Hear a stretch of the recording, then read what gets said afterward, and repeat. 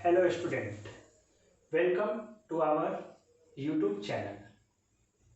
जैसा कि आप लोगों को पता है कि सेकेंड सेमेस्टर और फोर्थ सेमेस्टर के स्टूडेंट को प्रमोट कर दिया गया है और जो उसका मार्क्स है, मतलब कि जो प्रमोट कर दिया गया है, जो सेकेंड सेम में आपको मार्क्स दिया जाएगा या जो फोर्थ सेम में आपको मार्क्स दिए जाएंगे, वो जो मार्क्स होगा वो 50% इंटरनल के थ्रू होगा और जो 50% होगा वह जो पिछले सेमेस्टर के अनुसार से आपको दिया जाएगा। तो बहुत अच्छी बात है कि आप लोग को प्रमोट कर दिया गया है। ठीक है, चलिए आज हम लोग थर्ड सेमेस्टर पॉलिटेक्निक स्टूडेंट्स के लिए अप्लाइड मैथ सब्जेक्ट पढ़ेंगे। अप्लाइड मैथ जो कॉमन है, सभी ब्रांचेस को पढ़ने हैं। अब कौन कौन से ब्रांच को फिलहाल हम लोग देख रहे हैं, तो आपके सामने दिखाई दे रहा है मैकेनिकल है, सिविल है और ऑटोमोबाइल है। और यहां पर आपको दिखाई दे रहा है CS मतलब कंप्यूटर साइंस, इलेक्ट्रिकल ब्रांच और इलेक्ट्रॉनिक ब्रांच। अब अगर हम लोग बात करते हैं अप्लाइड मैथ्स की, तो जो अपना अप्लाइड मैथ्स है, सबसे पहले तो ये बात समझना है कि एक कॉमन पेपर है, लेकिन सारा का सारा टॉपिक कॉमन नहीं है। कुछ टॉपिक्स कॉमन हैं, कुछ टॉपिक्स दोनों के अलग अलग हैं। अच्छा, जैसे कि अगर हम लोग देखें मैकेनिकल ब्रांच, सिविल ब्रांच और ऑटोमोबाइल्स के लिए, तो जो पहला यूनिट हम लोग को जो पढ़ना है, ध्यान से समझना, ये जो पहला यूनिट हम लोग को अप्लाइड मैथ्स में जो हम लोग को पढ़ना है वह है इंटीग्रेशन और एप्लीकेशन ऑफ इंटीग्रेशन। ये दोनों टॉपिक जो हैं वह फर्स्ट यूनिट में पढ़ने हैं। अच्छा, तो ये है यूनिट नंबर 1। अच्छा, जो मैकेनिकल, सिविल और ऑटोमोबाइल्स के स्टूडेंट हैं उनको जो सेकेंड यूनिट पढ़ना है वह है डिफरेंशियल इक्वेशन और एप्लीकेशन ऑफ डिफरेंशियल इक्वेशन। ये है सेकेंड यूनिट में। तो ये है यूनिट नंबर 2। जो मैकेनिकल, सिविल और ऑटोमोबाइल के स्टूडेंट हैं उनका जो तीसरा यूनिट है वह है प्रोबेबिलिटी डिस्ट्रीब्यूशन, यूनिट नंबर 3। जो यूनिट नंबर 4 है वह है न्यूमेरिकल मेथड, है ना? कौन सा है? Numerical method. अच्छा, ये जो सिलेबस है ये अप्लाइड मैथ्स का सिलेबस है मैकेनिकल, सिविल और ऑटोमोबाइल स्टूडेंट्स के लिए। अच्छा, अब हमारे पास जो ब्रांच बची वह कंप्यूटर साइंस, इलेक्ट्रिकल और इलेक्ट्रॉनिक्स के हैं। तो जो इलेक्ट्रिकल, CS और इलेक्ट्रॉनिक्स ब्रांच के जो स्टूडेंट हैं उनको अप्लाइड मैथ्स में सबसे पहला टॉपिक जो पढ़ना है वह है इंटीग्रेशन, जो फर्स्ट यूनिट है, इंटीग्रेशन और एप्लीकेशन ऑफ इंटीग्रेशन। अच्छा, जो सेकेंड यूनिट है वो है डिफरेंशियल इक्वेशन और एप्लीकेशन ऑफ डिफरेंशियल इक्वेशन। ये है यूनिट नंबर 2 में। उनका जो यूनिट नंबर 3 है वो है लैप्लास ट्रांसफॉर्म। यूनिट नंबर जो 4 है वह है उनके लिए फोरियर सीरीज। और जो यूनिट नंबर 5 है वह है न्यूमेरिकल मेथड। अब आप लोग एक बात समझने की कोशिश करें, है क्या कहानी में, आपको दोनों जो आपको ग्रुप दिखाई दे रहे हैं, ग्रुप तो नहीं है ये, है ना? मैकेनिकल, सिविल और ऑटोमोबाइल का जो अप्लाइड मैथ्स का सिलेबस है और कंप्यूटर साइंस, इलेक्ट्रिकल और इलेक्ट्रॉनिक्स का सिलेबस है। आप लोग यहां से देख पा रहे होंगे कि अगर बात करूं मैं तो इंटीग्रेशन यहां भी पढ़ना है और इंटीग्रेशन यहां भी पढ़ना है, तो ये दोनों तो कॉमन है। अच्छा, अब उसी में दूसरा यूनिट है सॉरी उसी यूनिट का दूसरा पार्ट है एप्लीकेशन ऑफ इंटीग्रेशन।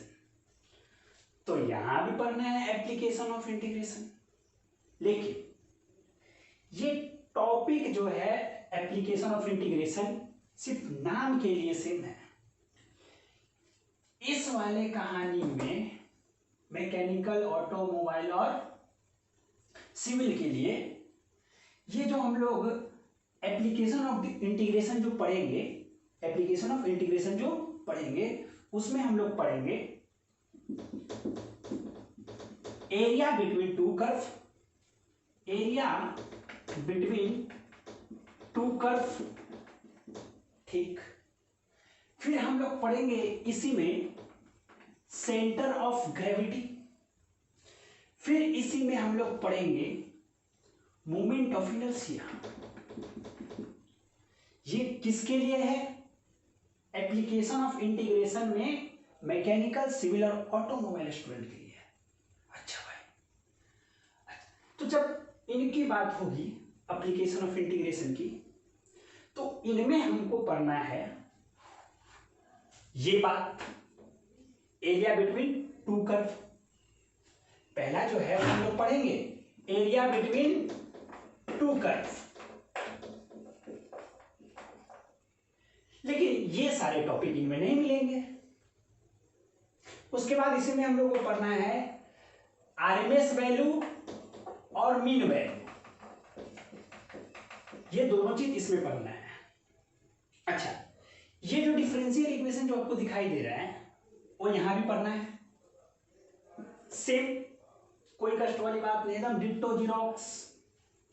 लेकिन जैसे ही बात हो जाएगी एप्लीकेशन ऑफ डिफरेंशियल इक्वेशन की, तो फिर दोनों हो जाएंगे अलग अलग। इन भाई साहेब को एप्लीकेशन ऑफ डिफरेंशियल इक्वेशन में ये भाई साहेब दो मुद्दे पर चर्चा करेंगे।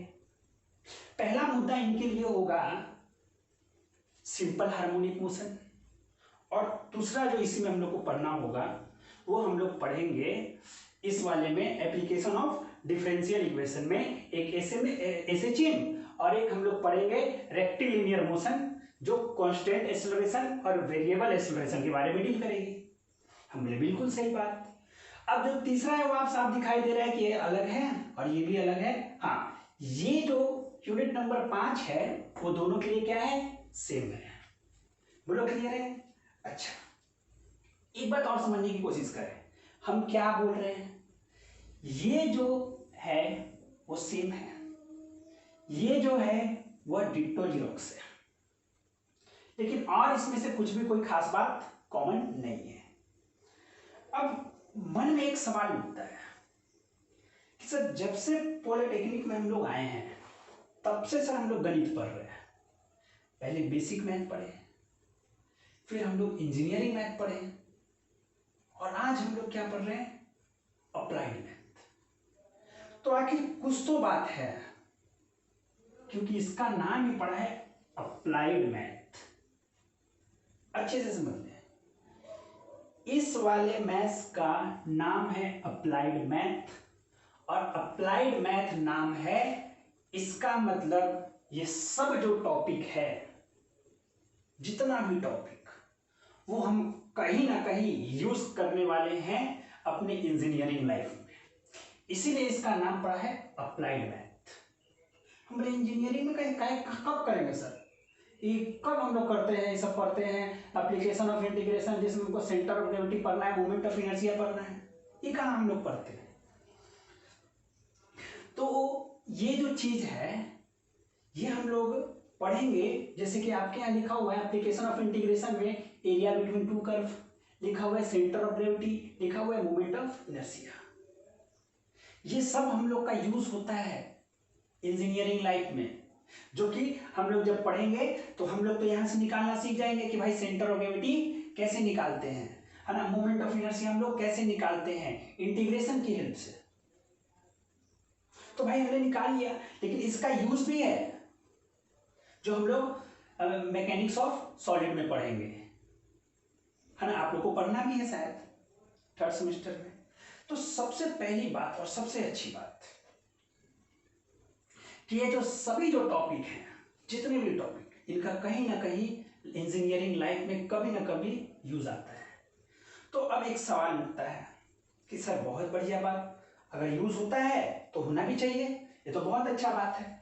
तो अब सर स्टार्ट क्या कहानी होगा, अब हम लोग पढ़ने क्या वाले हैं, बोलो क्लियर है। अच्छा, मन में कुछ बात उठता है मैकेनिकल, सिविल और ऑटोमोबाइल के बच्चों को, या फिर सीएस वाले बच्चों को। सीएस वाले बच्चे ये लोग जो है, सीएस इलेक्ट्रिकल इलेक्ट्रॉनिक्स के बच्चे के मन में सवाल उठता है क्यों रखते इसको 4 यूनिट, हमको 5 यूनिट।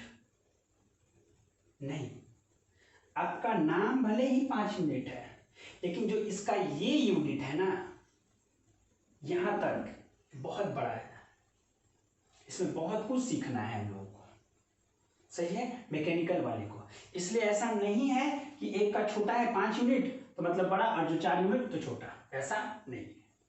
अच्छा, अब एक बात और हम लोग समझने की कोशिश करते हैं।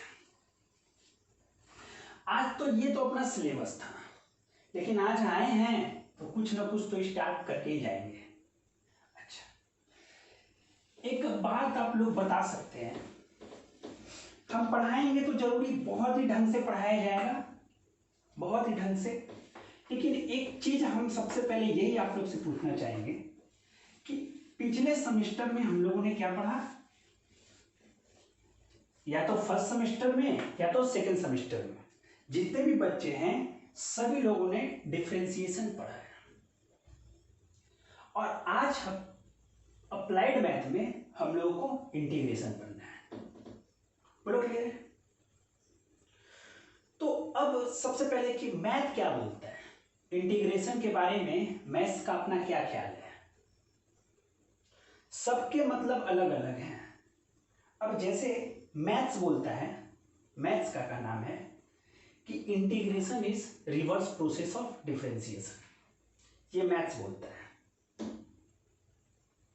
इंग्लिश इसको क्या बोलता है, इंग्लिश के लैंग्वेज में इसको हम लोग क्या बोलेंगे कि जो इंटीग्रेशन शब्द है, कौन सा शब्द, इंटीग्रेशन शब्द है, वो किससे बना है, इंटीग्रेट से बना है। और इंटीग्रेट का मतलब होता है जोड़ना, बोलो क्लियर है। तो जो इंटीग्रेशन है वो एक्चुअली में है क्या, समेशन है, जोड़ है। बोले जोड़ है, जोड़ कैसे है भाई, तो क्या बोलता है कि मान लो छोटा छोटा छोटा छोटा बहुत सारा पार्टिकल, या पार्टिकल छोड़ो, है ना, बहुत सारा वेरिएबल्स है, स्मॉलर कंपोनेंट, और उन सबको अगर हम जोड़ देते हैं, या छोटे छोटे कंपोनेंट को हम लोग जोड़ देते हैं, तो सबको जोड़ने का जो प्रोसेस होता है, उस प्रोसेस को ही हम लोग इंटीग्रेशन बोलते हैं, और उस जोड़ को हम लोग इंटीग्रेट करना बोलते हैं। बात को एकदम समझना है ना। लेकिन फिलहाल हम लोग अपना इंग्लिश का लैंग्वेज ना छोड़ करके हम लोग मैथ के लैंग्वेज में आते हैं। मैथ क्या बोला, सब दिखाया जाएगा, उसके लिए टेंशन न ले, आज सिर्फ कहानी को समझे, है ना। और यकीन मानिए आज ही सिर्फ 5 या 10 मिनट का क्लास लूंगा, यकीन मानिए कि अगर आप डिफरेंशिएशन पढ़े हुए हैं तो इंटीग्रेशन का सारा फॉर्मूला आपको याद हो जाएगा, सारा फॉर्मूला, जितना भी इंटीग्रेशन का फॉर्मूला होता है। सिर्फ बात को समझने की कोशिश करेंगे। तो अब हुआ क्या, समझना सिर्फ अच्छे से। अब हुआ क्या कि बोला ना कि integration is reverse process of differentiation. मतलब रिवर्स क्या, क्या है reverse, reverse process of differentiation क्या है, सुनना सिर्फ एकदम अच्छे से। बोलता है कि y इज इक्वल टू दिया हुआ है sine x, y is equal to sine x दिया हुआ है। हम बोले हाँ दिया हुआ है, क्या खास बात है, दिया हुआ है। अच्छा, तो फिर हमसे पूछा गया कि बताओ तो इसका डिफरेंशिएशन क्या होगा x के रिस्पेक्ट में। तो आपको सिखाया गया है y का differentiation dy by d x, और साइन का cos x, आपको फॉर्मूला पता होगा। हम बोले हाँ बात तो बिल्कुल सही है। अच्छा, फिर क्या करता है देखना पूछने वाला सवाल क्या पूछना चाह रहे हैं उनसे। फिर वो क्या करता है कि एक और नया क्वेश्चन दे देता है। हम बोले ठीक। इस बार वो क्या देता है,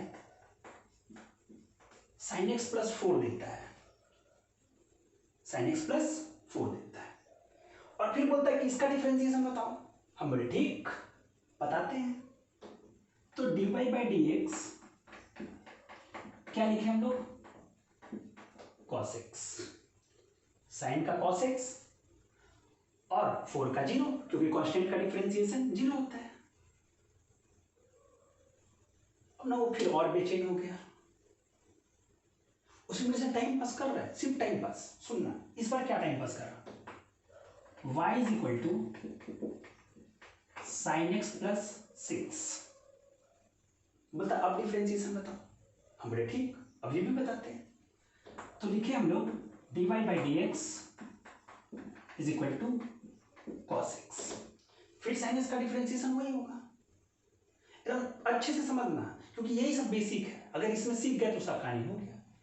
अच्छा, तो बोले ठीक, तो मेरा आंसर चेक कर, क्वेश्चन देते गए, हम बनाते गए, आंसर चेक करते गए, बोले सब सही बना रहा है।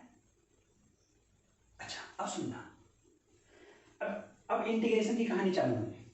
इंटीग्रेशन क्या बोलता है समझ अच्छे से। इंटीग्रेशन क्या बोला कि reverse process of differentiation, differentiation का रिवर्स होता है इंटीग्रेशन। हम बोले अच्छा रिवर्स, सुनना अच्छे से। ये किसका डिफरेंशिएशन है, वो y क्या था sin x, तो dy बाई डी एक्स क्या आया cos x। तो बोल तो ये जो cos x है वो किसका डिफरेंशिएशन है, तो sin x का है कि नहीं है।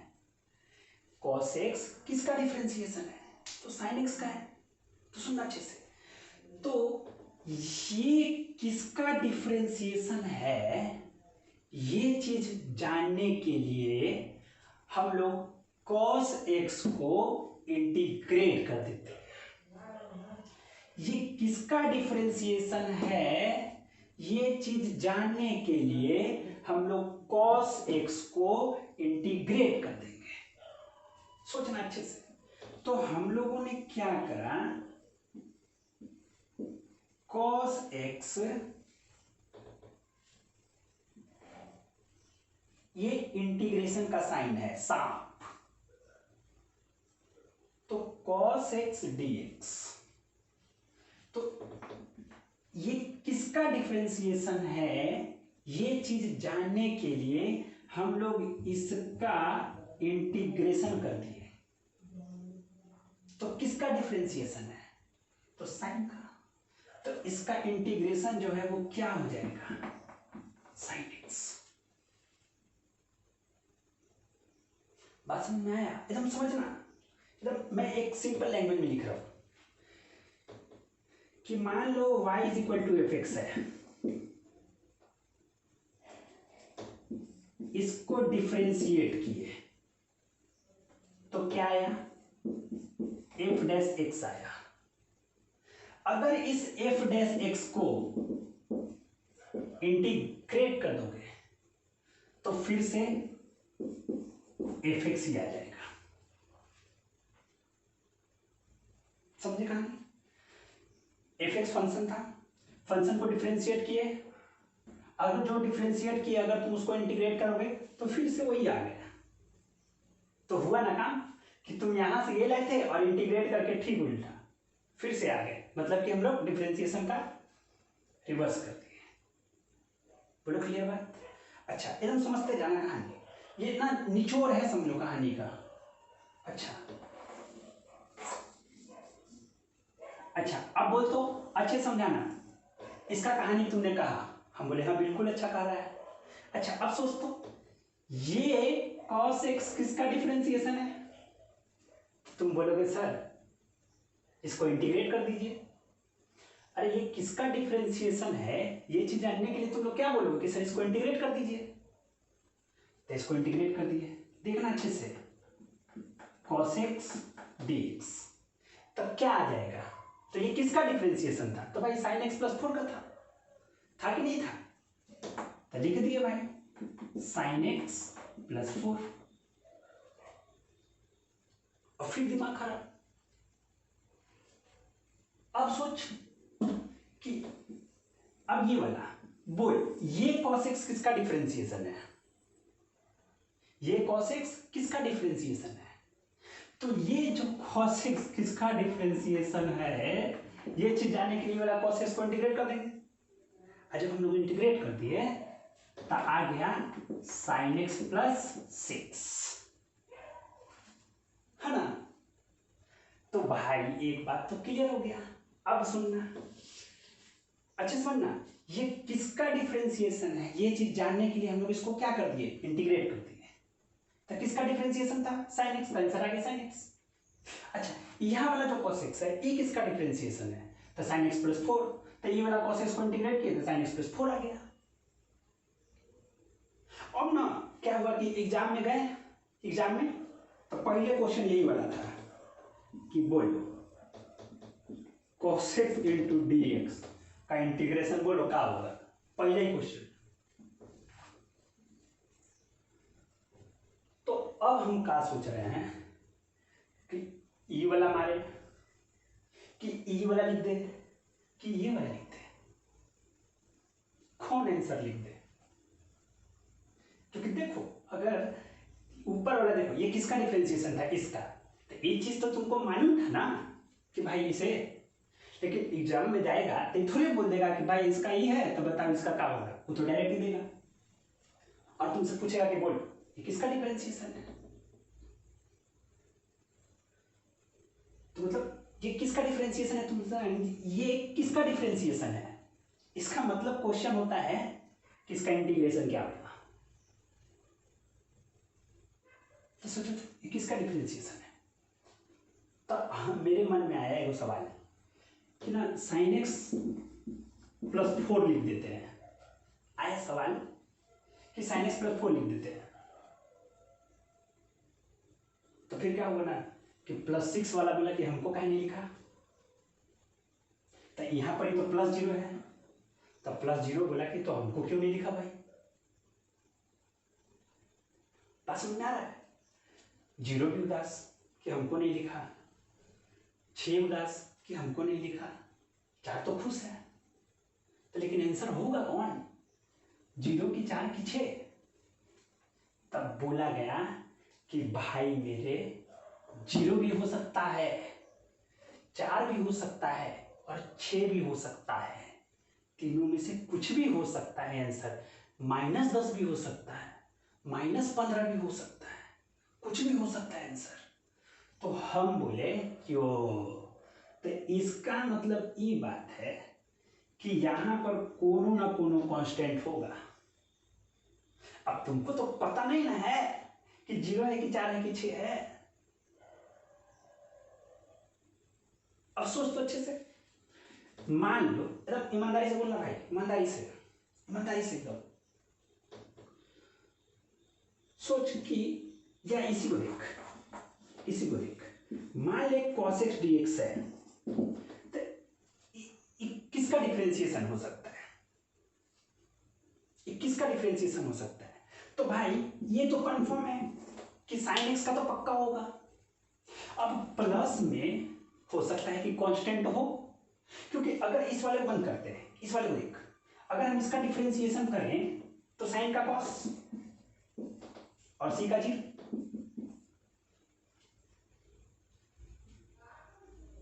तो ये c तो हो भी सकता है और नहीं भी हो सकता है।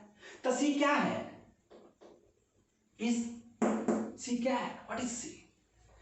तो c को दुनिया वाले आर्बिट्री कांस्टेंट बोलते हैं। c क्या है, आर्बिट्री कांस्टेंट। ये है आज के लिए, सस्पेंस बना रहेगा कि अब आर्बिट्री कांस्टेंट क्या होता है ये जानने के लिए, ठीक है। तो अब हम लोग मिलते हैं नेक्स्ट क्लास में, ताकि आप लोग बेचैन रहें कि आर्बिट्री कांस्टेंट क्या होता है ये चीज जानने के लिए, ठीक है। सिंपल आज के लिए एक कॉन्सेप्ट सिखाया गया, छोटा सा कॉन्सेप्ट, इसी को अब हम लोग ढंग से पहला चैप्टर इंटीग्रेशन नाम से पढ़ेंगे। फुल डिटेल में, एकदम थ्योरी से लेकर के और पूरा क्वेश्चन तक, कहीं भी किसी को भी कोई दिक्कत नहीं होगा। बोलो क्लियर है? चलो मिलते हैं अब हम लोग नेक्स्ट क्लास में। घर में अच्छे से रहिए, सेफ रहिए, सुरक्षित रहिए। ठीक है? Thank you.